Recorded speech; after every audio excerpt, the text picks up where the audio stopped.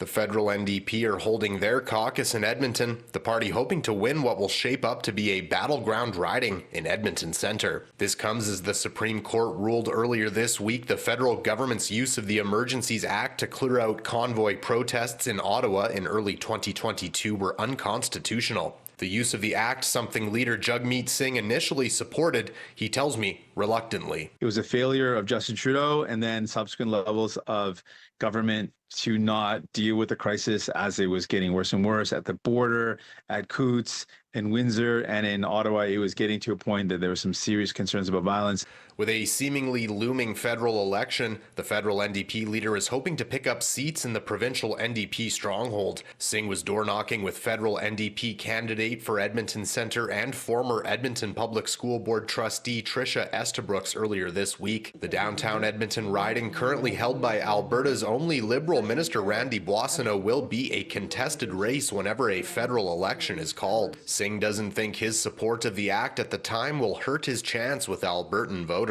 Affordability, cost of groceries, cost of rent, cost of housing. And when it comes to cost of groceries, people are telling us stories about how they have to put back items that they used to be able to afford and now can't anymore.